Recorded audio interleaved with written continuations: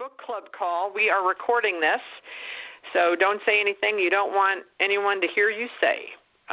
So today's book is Think Big and Act Bigger, The Rewards of Being Relentless by Jeffrey Hayzlett. And the author himself will be jumping on our call at noon.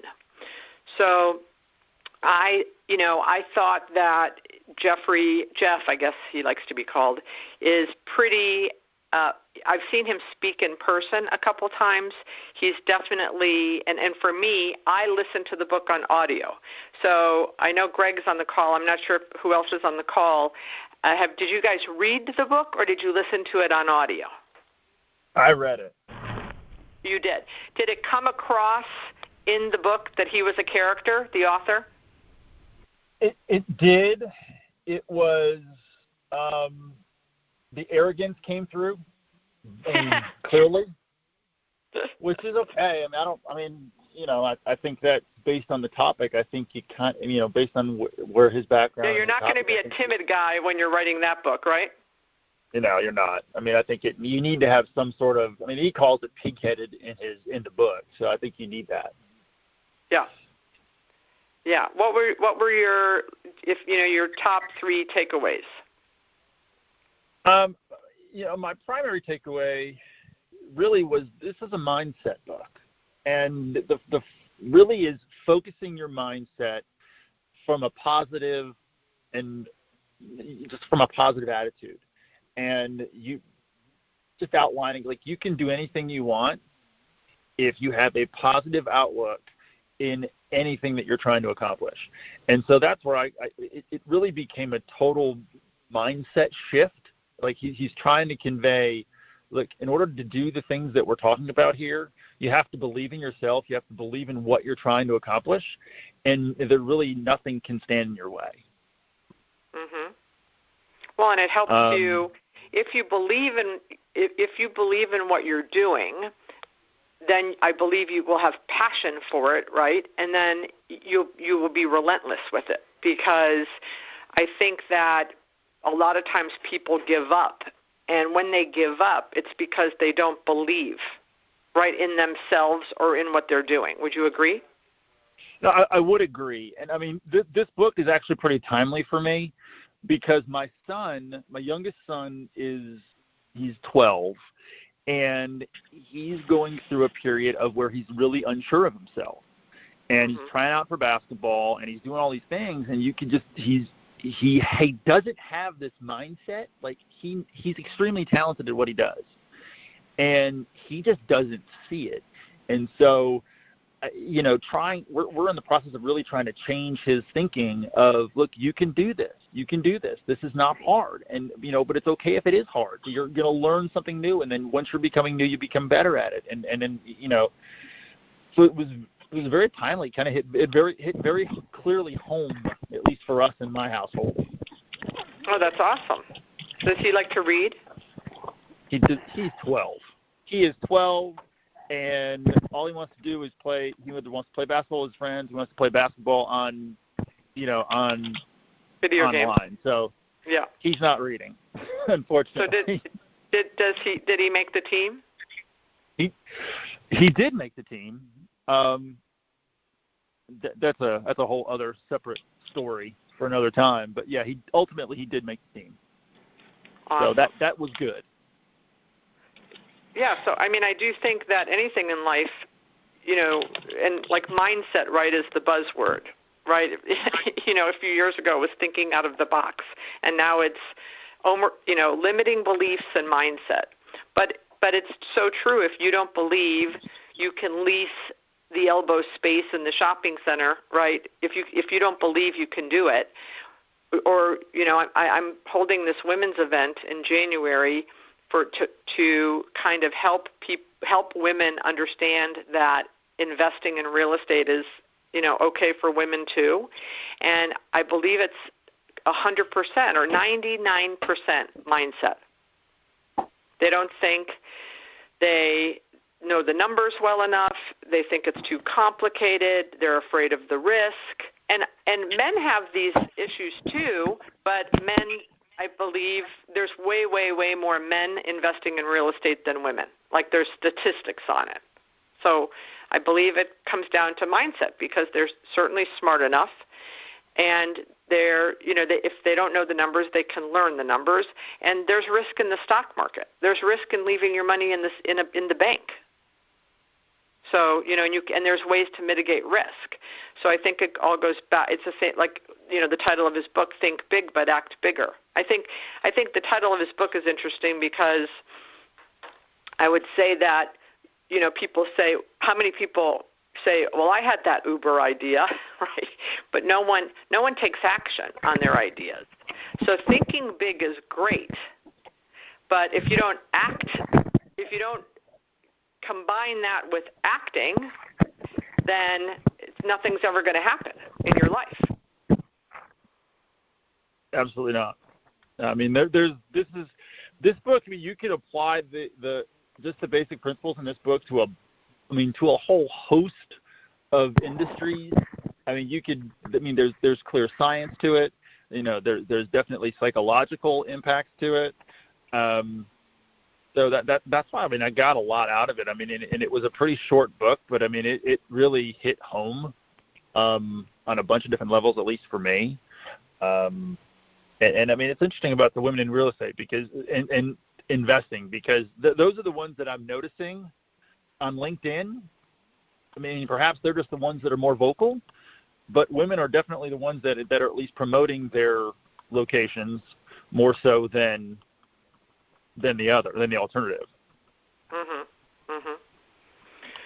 Is anyone else on the call that would like to speak up about mindset and thinking big and acting bigger, whether you've read the book or not? Hey, this is Brooke with Rivercrest. Sorry I got on a little bit late. How are you? Good. So I just wanted to say, too, that I think one of the things that he pointed out was kind of having confidence in yourself and your abilities, and how that kind of changes your mindset of taking you from the thought of like, oh, this is a good idea, and feeling unsure of yourself, more to you know the information, you know what you need to do, and then, turning that information into action. So kind of similar to what's already been discussed, but I thought it was interesting, too, of just kind of having confidence in what you already know and then figuring out what you need to know to kind of take you to that next level. Right, and I think that comes a lot into play, two things. So I think that we are in an industry where we're surrounded by veterans in the industry, right? And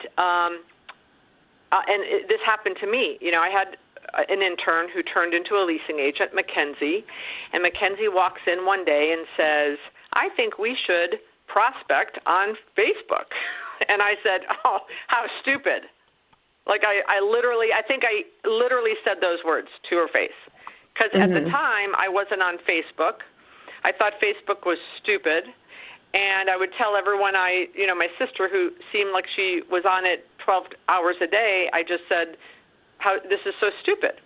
And then I literally, as a teacher, I heard those words coming out of my mouth to Mackenzie, and then saying, well, I'm sorry, maybe you're right. You should just go try that and see what happens.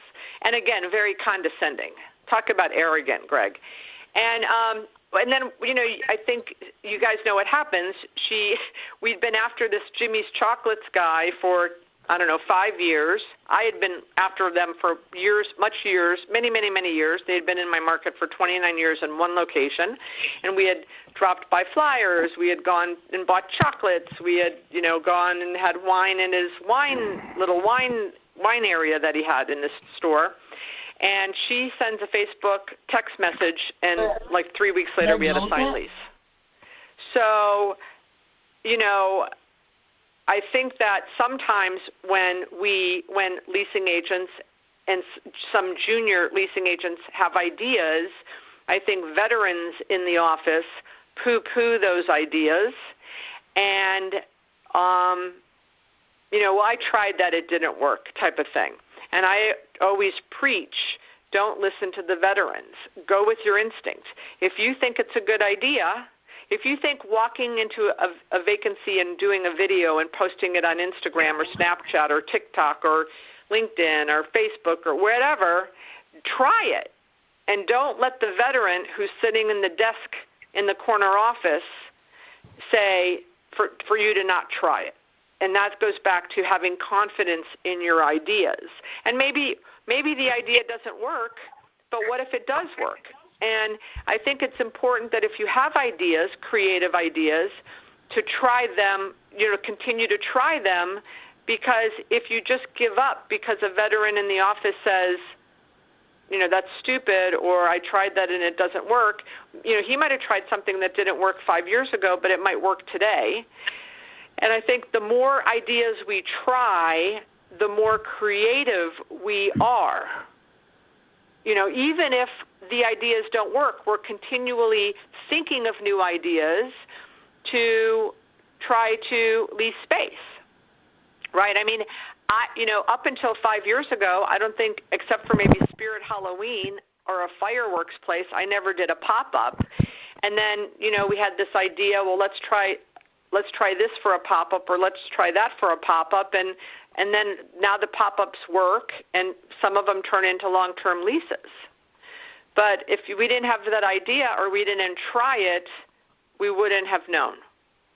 So I think that's I think one of the things too that he had mentioned was kind of hiring people that are going to teach you something too, not to just hire people that already know the exact same stuff that you do, especially in the example that you used about social media and how at first, you were very opposed to it or didn't think that it would really work out. And so I think too, kind of me being in the position that I am, which is at a junior leasing associate level, for me, it kind of gave me the confidence to want to approach these ideas that I've had and everything, and hope that my director would be willing and open to that information. But also too, from the standpoint of Beth, where the position that you're in, and then of course in turn my director would be kind of having that faith in the people that you're hiring and trusting the information that they're giving you, and kind of giving folks that leeway to kind of experiment and kind of do the trial and error and see what works. And especially if it's something that they're willing to try out and stuff like that, I think it's something that should definitely be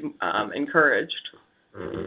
Well, and I would also say that, the state of the retail industry is so fluid that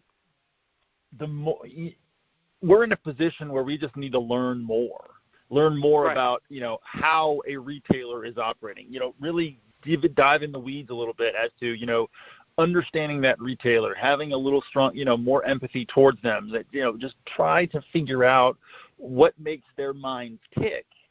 And we really can't do that without learning more and trying different things and just figuring out who, what they really do. I mean, for me, I've actually started volunteering in a retail space. I just kind of help them out wherever I can, because I really want to understand from a retail perspective what goes through their head. And so, I mean, my wife just happens to work there, but I mean, I've spent a lot more time on a strategic level diving in, understand why they're making the purchasing decisions they're making, who they're talking to, what their customers are, and I mean, just to truly understand the retail brain, which I never had before. I've never worked in a retail space in my life. So is it a local tenant or a national tenant? Local. It's a local mom and pop. She does. That's awesome. She has a retail shop, but she also, she runs an interior design firm here in Houston. So, it's really kind of just it's changing my mindset. It's really trying to relearning, or basically unlearning the assumptions I've had, and then relearning what makes the most sense. Yeah, Kara and I showed space this morning to an Asian restaurant, and they were telling us they have 7 locations, and they were telling us that the new location they're building, their typical restaurants were like 1,600 to 1,800 square feet. The new one that they signed a lease on, that they're waiting to get delivery from the landlord to start building out, is 3,400 square feet, and what they're doing is they're doing 2 kitchens. They're putting a kitchen in the back for deliveries, and then a kitchen front-facing to the restaurant. And they're going to use it as like spoken wheel where it'll be a commissary for 5 other smaller, now 1,000 to 1,200 square feet locations. Wow. This is a local That's tenant huge. doing this. A local tenant. Now you've heard that, you've seen that in with nationals, right? But I thought it was awesome that they are learning and being flexible and fluid and coming up with ideas, because and that's important for him to tell us these things, because we're not going to be the one doing the 3,400. He's already signed the lease, but if we were, he couldn't do that in an area where I didn't have parking behind him for deliveries, right, in and out. So again, so different. And then another difference in just being creative and thinking and coming up with ideas is, when I was at Shop Talk last year, when I kept hearing all of the stats about mobile delivery. So I come back and I talked, and in the past, and Greg, I think I had emailed you or did something connected with you on LinkedIn about this. In the past, if a tenant asked me for reserved parking, that was like, a huge no. I never wanted to give reserved parking, ever. I'd put a sign in front that said, 10-minute parking, but I never wanted to put a sign that said, Las Spadas mobile to-go parking. And when I realized at Shop Talk what they were talking about, how this mobile to-go business has increased sales across the board with multiple, different tenants, I went back and met my little Las Spadas subs hoagie guy who's got, I think, 8 locations, and said, Harry, if you agree to, create an app and do a mobile to go, which for him, he should do it, because pretty much everyone orders the same thing. When I order 2 things there. I've been going there for 8 years. I order the same 2 things. So if you have an app and you can just push the button and it goes right to the credit card, taking out all of the friction possible, instead of going in and standing in line behind 40 people, which is their average line is 40 people. I said, if you create an app and do mobile to go, I will give you a reserved parking place. Now, he said, oh, we already do Grub, I don't know what the delivery guys are, delivery guys or Uber Eats, or we already do that, and he's missing the point. And I tried to tell him what I was thinking, and it didn't go anywhere. But maybe some of the younger people in his shop will consider it. But here's a situation where literally I've been in the business 34 years, and in the last year I've considered, how can I help my tenants make more money, and is there something I can do to help that by giving them a reserved parking space in front of their store? And I know you said that you guys are doing it at certain mall restaurants, right? Yeah, I mean, we've done it for a couple food courts, mostly with regards to food court Chick-fil-A's. And they've been okay. I don't think they've really pushed the needle as much as Chick-fil-A would have hoped. That's just a shopper mindset. But it really depends on, because most of the cases in most of the malls here in Houston and across the country, there's a Chick-fil-A in the mall, but there's a Chick-fil-A outside too. And so the Chick-fil-A outside is gonna reap the benefits of those additional sales, because it's just convenient. Mm-hmm. Whoever's talking, that's not Jeff, is it, who just spoke up? Okay. So it's funny about Chick-fil-A. My son, we finished a golf tournament, and we were starving, and it was like late at night. And I said, what do you want? He goes, I love Chick-fil-A. So I put it in it was in an area we weren't from, and I put it in my GPS. And I'm like, okay. So we are following the GPS to go to this Chick-fil-A, and it pulls me up to the mall.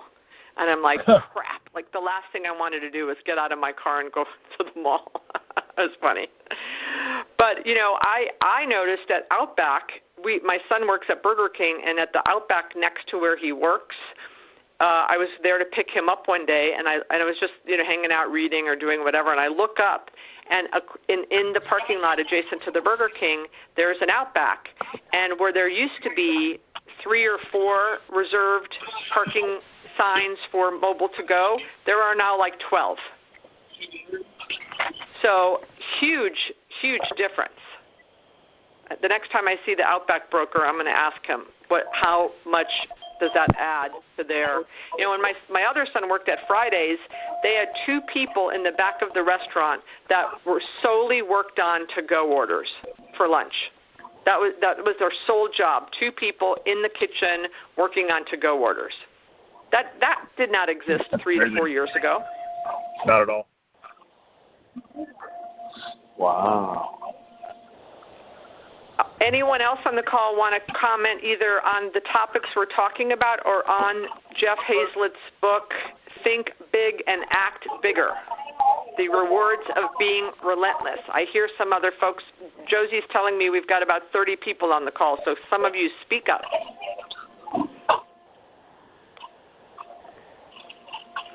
Or you're all chicken. You don't have to have read the book to talk about confidence and creative ideas and being fluid in the retail industry, et cetera, et cetera.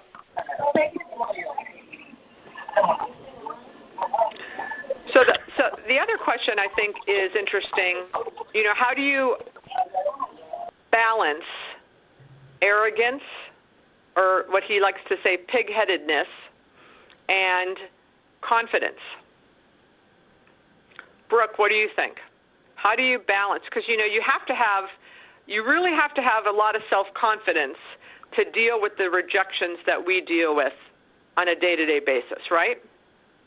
No, I definitely agree. It's a good question. I don't know how that balance works. I think some of it is going to change depending on, too, like who you're working with. I've only been doing leasing now for about 6 months, but I found that depending on what kind of group it is that I'm working with, my attitude and my presentation, body language, everything kind of changes depending on how that room is.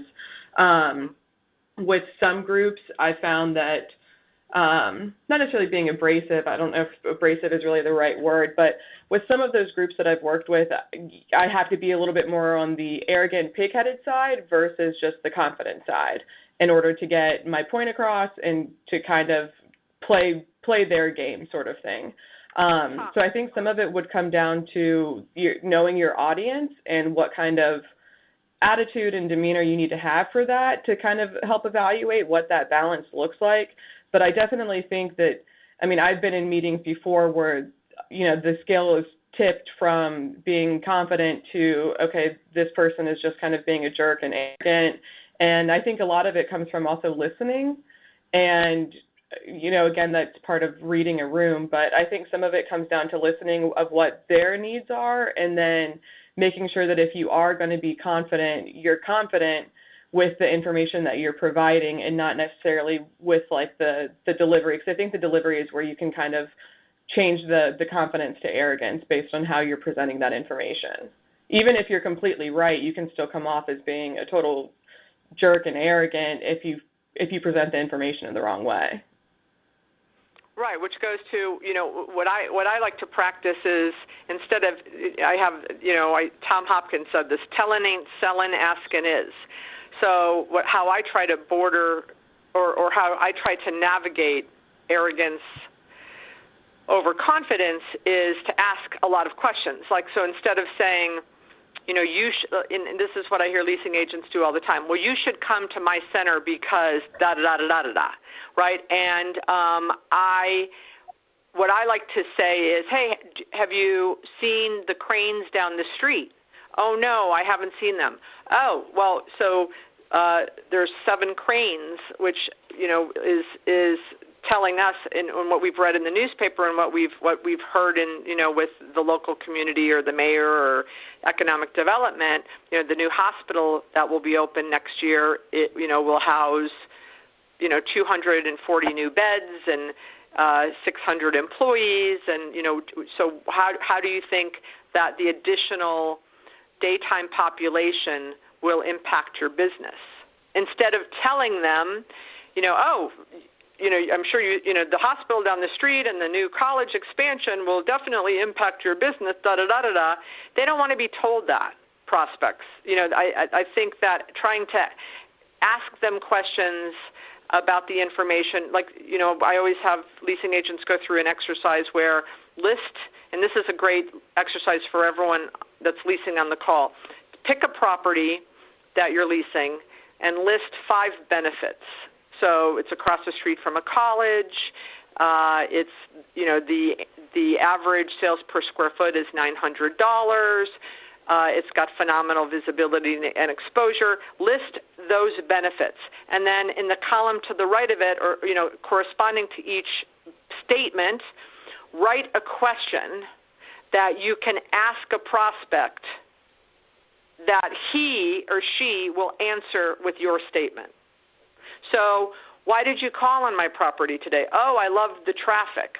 Well, what about the traffic? What kind of traffic are you looking for? Oh, we love college students. So if there's a way that you can take your benefits and instead of telling them, asking it in a questioning way, in a curiosity way, of how, so that they can respond telling you the benefit. It's a brilliant, I learned it from Tom Hopkins 34 years ago. It helps me all of the time because that way they can be the expert. They can tell you. They're telling you why they're sold on the deal. Has anyone ever used this with prospects, dealing with prospects? I haven't, and I feel stupid that I haven't. No. Yeah. There's no. The only stupid person is me telling Mackenzie she was stupid for thinking about Facebook. No, well, yeah. But you understand the concept, how I've described it.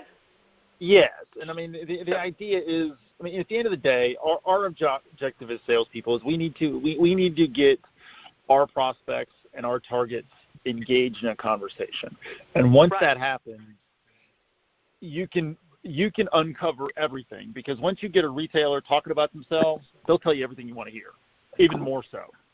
Especially before you do what? Well, especially before you tell them how much it's going to cost. No, who's that? Who just spoke up? Peter Alexander. I just couldn't help myself. I personally find it's most important to build rapport with anyone I'm trying to get anything from.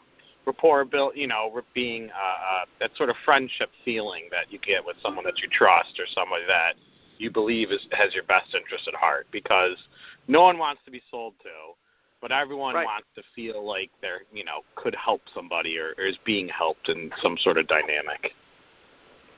100%. Good. Excellent. So, but back to my question, when do you get the most information from the prospect? It's the only time in the entire relationship you have leverage. It's before you do what? Before the leasing agent does what? Tell them the rate? Yes. 100%. Before you give the rate.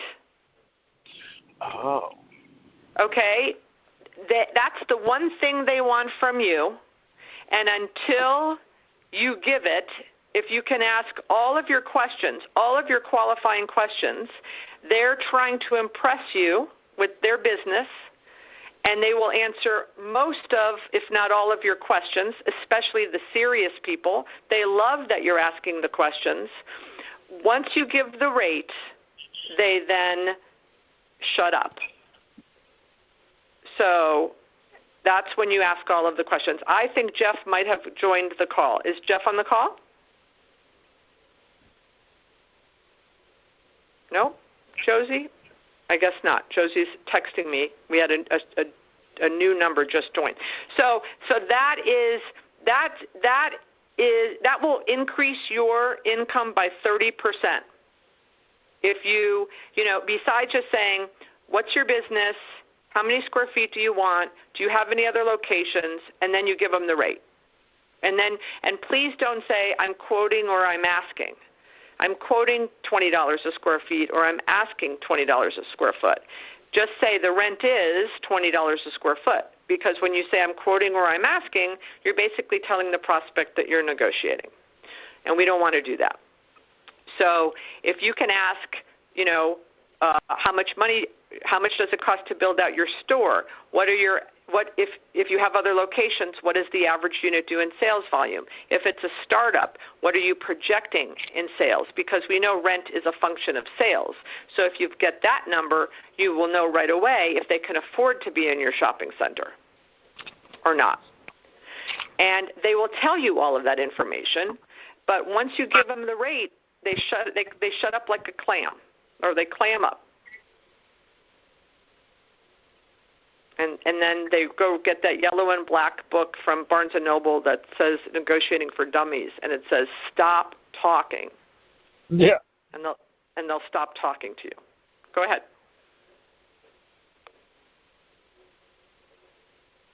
Hello?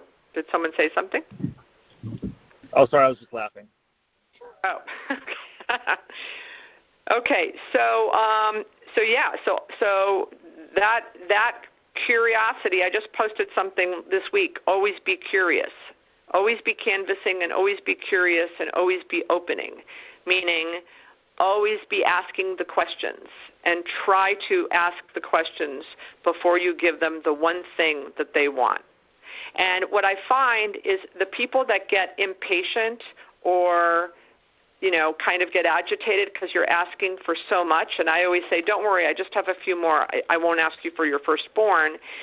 The ones that get agitated are the ones that turn out to not be the qualified ones. The ones that have the 3 or 4 locations that are serious are very happy you're asking all of these questions. We were in a space, we were showing space yesterday, Kara and I, to a restaurant concept. It's a chef. He cooks all around the county at different events.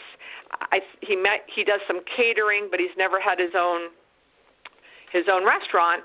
And I said, this is a kind of a second-gen restaurant. It has a walk-in cooler and freezer, but it doesn't have a hood and a grease trap. So we said, so what's your timing? And then he goes, we hope we're planning to be open by February 1st. And I was like, and why do you think that? And he's like, well, that's what the guys at Restaurant Depot told us when we went to go look at equipment to buy. Well, there's no way. In South Florida, I said, well, what our experience is, it takes about a month to do plans and about 3 to 4 months to get a permit, and then probably, depending on how much work you're going to do, 3 or 4 months to do the work. So we're looking at 9 months, and I'd throw in another month because of, Christmas holidays are in the middle. They were incredulous and looking at me like I had 3 heads. I said, and they had told us that they were looking at other locations, and I said, haven't other landlords told you this? And they said no. I'm like, okay, well, yeah, that's how it is here in South Florida, or at least in the town that we're in right now. So, but any other thoughts or comments about thinking big and mindset and acting? Like, have you had an idea that you didn't follow through on because you didn't take the action part of the think big, act bigger, and you lost out? Who's got that story? Someone on the call, I'm sure, had the Uber idea, right? Hey, Beth, it's Eddie Gonzalez from Phoenix. Hello, Eddie. I'm going to see you live and in person in a few months. I'm looking forward to it. I did not take action on a particular deal, and it doesn't exactly go with the flow of this. It was a purchase. There's a gentleman that's very active in our market right now that's buying land to develop car washes. And I kid you not, I drove past this site, I would say 12 times, and said to myself, it might work for him. It might work for him. Nah, I probably wouldn't like it. I don't know. And I wasn't working you said no for the prospect. Yeah, I sure did. And then one day I was looking at Vizda. Guess who purchased that piece of dirt? He did. The guy that you had the idea for. Yes, indeed. Yes, indeed. So that changed. That was probably 2 years ago. And now if anything even feels in my gut like that might be able to work, I just deliver it. Right, because you can't say no for the prospect, right? Exactly. Just one of those little examples. I think we can all learn by my mistake. Which is why I thank you for sharing it. We've all been there. I'm sure we've all been there where we've had an idea, think big, great idea, and then we didn't act bigger, and we drove down the street, and lo and behold, we see a coming soon sign in someone else's shopping center for the idea we had, but we didn't call the guy. We didn't take action, yes? If we could do a virtual raise your hand with the people on the call, I'm sure everyone's raising their hand. Mm-hmm. Any more ladies on the call besides Brooke that I would like to hear from today? They're shy. How about, I loved that, so I'm hoping he's going to join us because he has a very great story about The Apprentice that I want him to share. So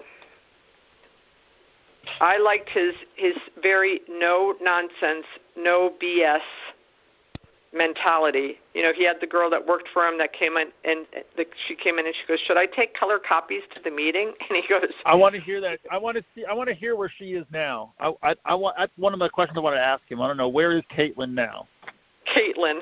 Yeah, it became the Caitlin rule. He said, he goes, "You have 21 questions to ask me." And I didn't understand what he meant, like 21 in her life of working there, but you have 21 questions. Would this be one of your questions? You can ask me about the meaning of life. You can ask me all this stuff, but, do you want to ask me about color copies? And she goes, "I guess not."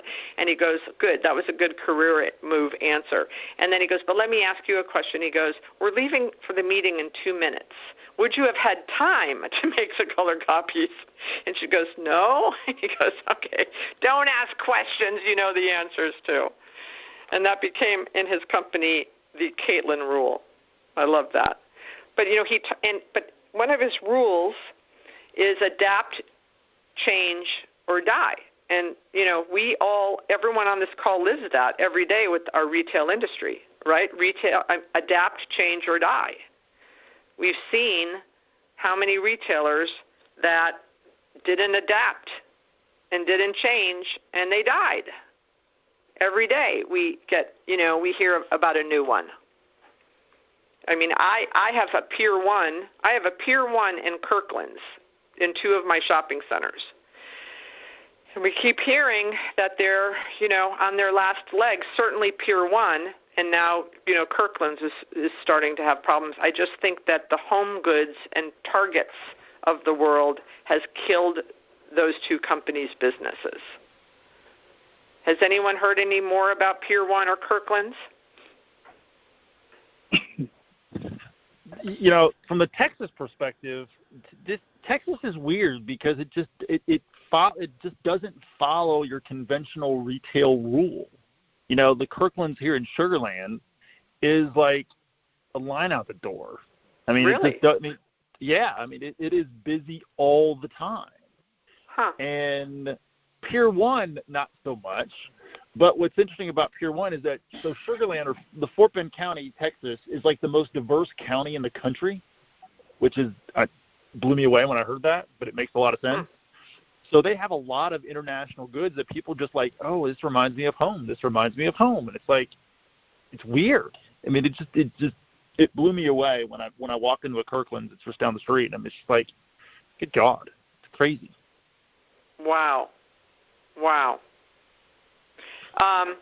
And then for those of us in leasing, talking about adapting, changing, or dying, I think, I just gave a speech to a group of CCIMs down here. There was about 40 people in the room, 30 to 40. The average age was older than me.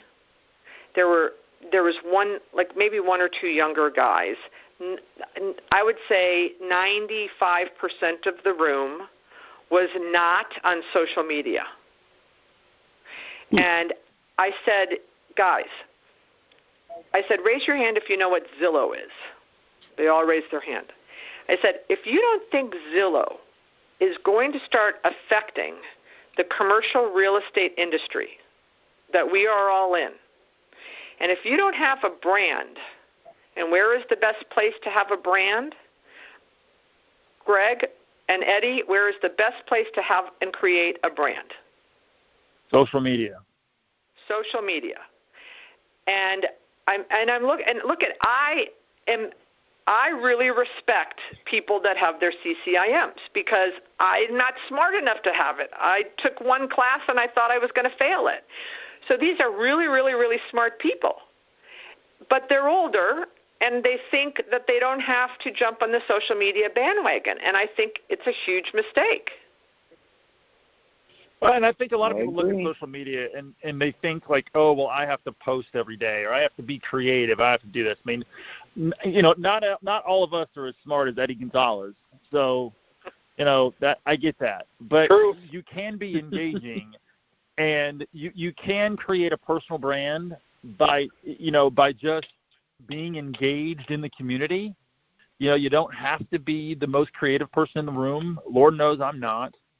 But I'm social enough, and I like to talk about, and I like to comment, and I like to, just kind of engage with others that have a similar mindset and a similar background and similar interests. And that's kind of how you create a personal brand. It's not just slapping somebody in the face. It's, right. You have to be genuine. I think that's really what it comes down to. The more you're genuine, it will come through so much more on social media than it will on any other platform. Exactly. I think Jeff has joined. Jeff, are you on? I am here, and I apologize for being late, but that's my life. No problem. We were just talking about adapting, changing, or dying in our beloved retail industry that we are all in on this call. Fantastic. Well, I was listening to the call. I listened to the person talk, and you're spot on, being real. Somebody asked me once, how do you be real? And I thought, what the heck kind of question's that? Of course. But, out in the social media world, you can, just being yourself, being you. I mean, it's hard enough being ourselves. Why would we want to be somebody else? And I watched recently, some Instagram who has millions of followers, tried to launch a brand with T-shirts, and she only sold 2 of them.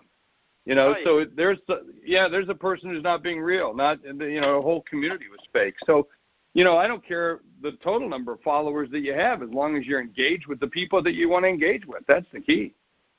Exactly. Well, let me introduce you. So I know Jeff from, we're both members of the National Speakers Association, and I saw Jeff probably 3 or 4 years ago. He did a session on podcasting at 7 in the friggin' morning, 7 a.m., and I got my butt up. Someone said, you need to go see this guy, Jeff.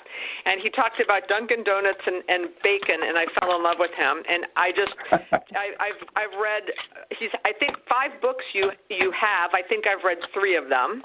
Do you have 5 or more now? No, I have 4, and we're working on a series of about 12. So, we'll have more coming out this night. Yeah. And Jeff Jeff has his sessions at the NSA conference, they're standing room only because Jeff is a personality. And I sent Jeff's assistant an email today saying, please, he can be all who he is on this call. He doesn't have to hold back. And so we've been talking about your book, but I would love for you to share your story about whose idea it was to have that famous show that we all know and love on TV, because I love that story.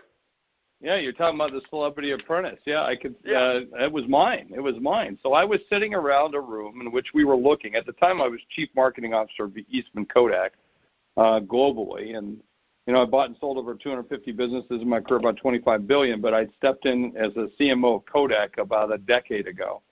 and did my best to do my best, and that wasn't enough, obviously. It was didn't have enough runway for a lot of us that went there to try to help do some things.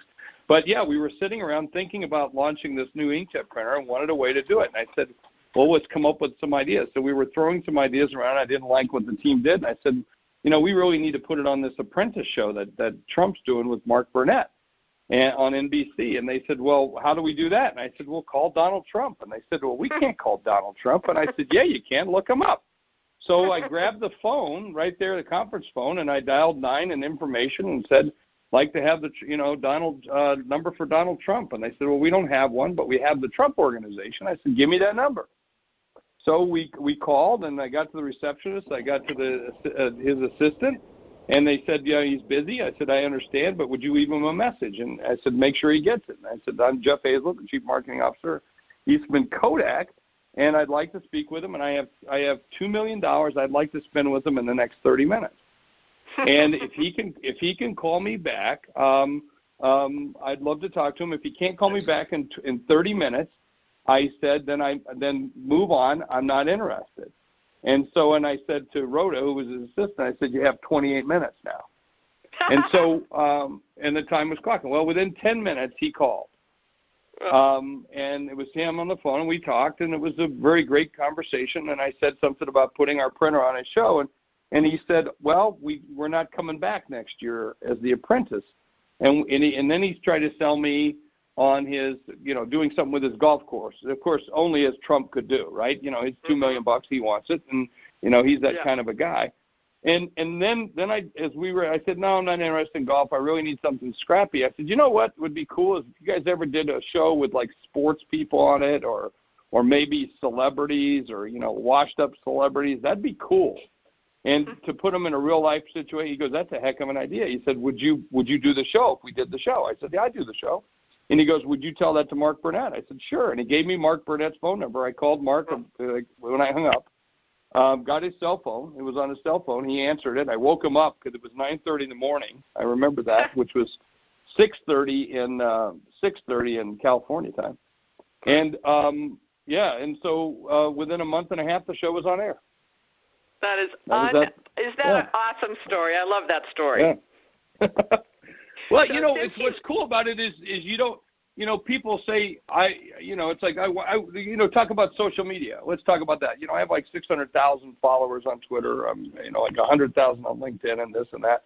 And I remember when I first told my team that, when I stepped out of the corporate world and started building up social and saying, look, we have to have engaged fans and, and there's a celebrity factor. If I'm going to be the celebrity, business executive, then I have to have celebrity numbers. So I said, back then, just go get me 100,000 on Twitter. Make sure that we can build organically our following up to 100,000. And the team came back to me and said, well, with the goal, their goal was 25,000. I said, what's that? And they go, well, we're worried about the budgets. And I said, who gave you a budget? I said, go get 100.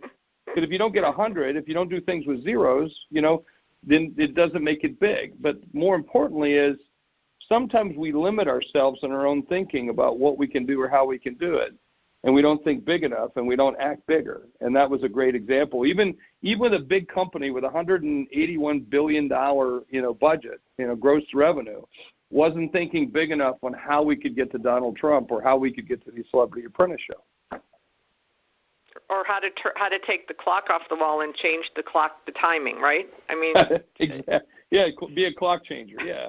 Right. When you see things that are wrong, fix them. When you see things that are wrong, fix them, right? Easy. Yeah, we are leasing agents. Our jobs are to fill vacancies in shopping centers, and we in the first half of this call, we were talking about how many times we had an idea, maybe Starbucks will go here, or maybe Panera, or maybe the local bagel guy, and then we don't make the call because we just tell them no in our minds. Oh, well, they're not going to want it. And then I say, and then a month later, you drive by the competing shopping center, and you see a coming soon sign for the exact prospect or business that you thought about calling but didn't because you didn't take the action. Or I love this even in your retail world or commercial world, unreasonable expectations. I give you a great example. I'm in New York City. We have offices in New York, L.A., San Francisco, Sioux Falls, South Dakota. And by the way, you're going to ask why Sioux Falls, and my answer is because we can. There you go. Boom. And I'm sitting in Sioux Falls today. I'm sitting in Sioux Falls today because I just did an executive retreat week where I had a whole bunch of CEOs come in, and we executive retreat in South Dakota means we went pheasant hunting.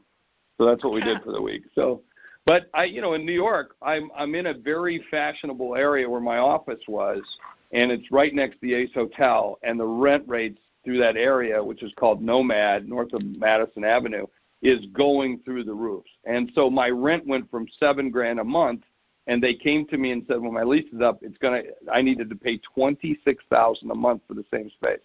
Wow. And I said, yeah, exactly. I said, and you guys know what I said. I won't even use that language on this show, okay? And that's exactly what I said in true New York style. But I said, here's what I'll do. I said, my lease is up in 3 months. I said, when it's over, I'll do a month-to-month with you at the same rate, and I'll stay in here until you get somebody else. At least you'll have the revenue. I still have an office. I don't have to move, but I don't mind moving if I have to move. If you kick me out, I'll go. But I would really like to stay because it was so convenient and so forth. And they said, no, it's worth more, and you got to go. That place sat vacant for 18 months. 18 months that they could at least had my revenue, So, again, unreasonable expectations. We do that in business all the time. Either not being creative and acting on it or having unreasonable expectations will kill you every time. Unbelievable. So one last question, and then and I think some of the audience has a question, but one last question for me is, we deal a lot.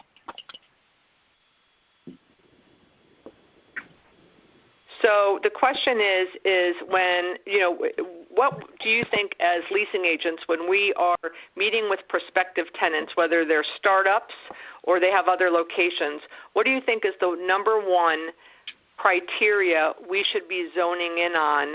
Is it that they have enough capital? Is it that they, what do you think is the thing we should look for when we're leasing them to come into our shopping centers? Well, I think you should be looking at what value it's going to provide to them. So you paint the picture of the value. Let them understand. You want to make sure they've got enough money to pay for it and so forth. That is a criteria. But the first thing is, what is it you're trying to solve for them?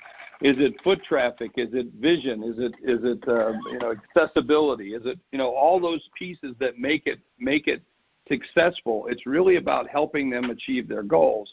And so having a great understanding of that then gets you to the place where you can then focus in on the kinds of places they really need.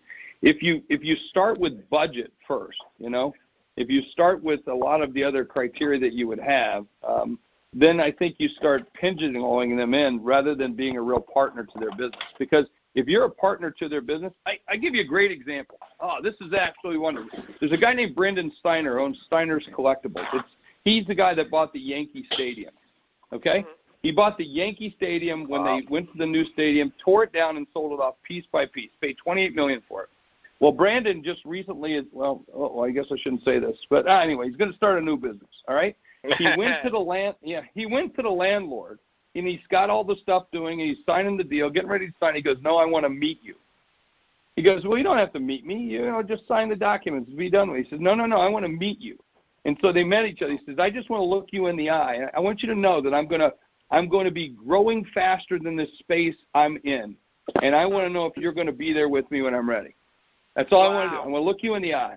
So you kind of get what I'm talking about. Now, there's a valuable landlord. There's a valuable partner.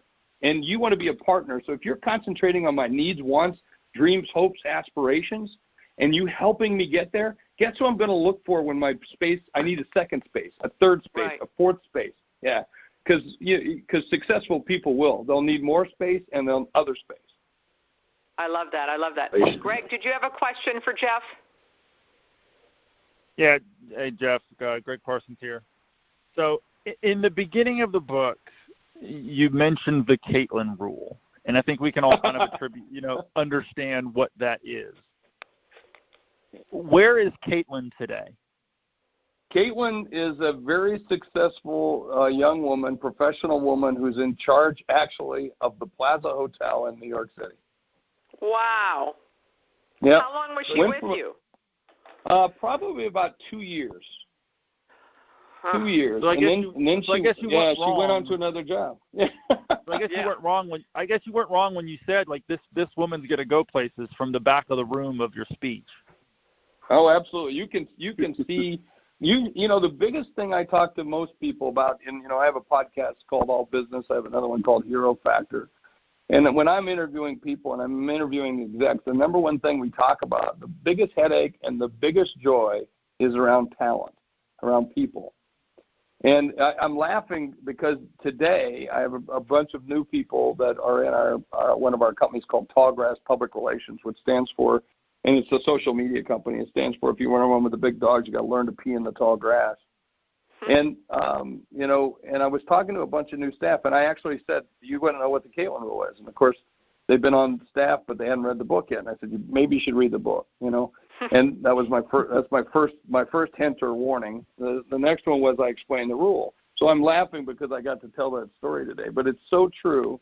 And then throughout the time, because I'm growing so fast in our organization, that I have to turn to people and say, if I have to answer that question, what do I need you for? You need to come up with that. You need to do that. That's your job. You should be thinking of these things. I don't want to be the smartest, the talented, the best looking in the room. I want you to be that, And so that's the way. It's a great place. I am. Yeah, in my group I am. Man. I'm bigger than necessary, as they say. Yeah. Right. Well, Jeff, thank you so much for joining our call. We really appreciate it. Audience, do not leave because I'm going to talk to you about next month. But, Jeff, I really appreciate it, and I'll see you at the next NSA event. And go buy the rest of Jeff's books. Right, Jeff? Yeah. All right. I will be there. I will be there with cowboy boots on. So we'll see you soon. Thanks, everybody. Thank you very much. Thanks, Jeff. Awesome. It's always great to have the authors on. I just think it adds so much to the call. So, okay, the next call, December 20th, your Christmas present from me will be Relentless, From Good to Great to Unstoppable by Tim Grover. I started listening to it. It's very interesting. And then I'm working on putting out the list for 2020, but I can tell you now what the January book is going to be is the Retail Leasing Playbook by none other than me. So my new book is coming out. Nice. It'll be delivered by the end of the month, and Greg Parsons will be interviewing me on that call. So, Good to Great Relentless, From Good to Great to Unstoppable by Tim Grover on December 20th. I hope you guys have a great Thanksgiving. Thanks for participating, and go lease some space. Awesome. Thanks, guys. Beth, do you have the date for January Book Club? I don't yet. We're going to work on that this weekend. Yeah. So December 20th. And are you going to be at New York ICSC with copies of it? Yes, I'm going to have copies at the New York show. Okay. I'll have a booth. I'm going to be in Atlanta nehave week, and then I'll be at New York. We have a booth. I'm speaking the day before the event opens, and I'll have books at the booth. Okay, cool. Thank you. All right, guys. Thanks.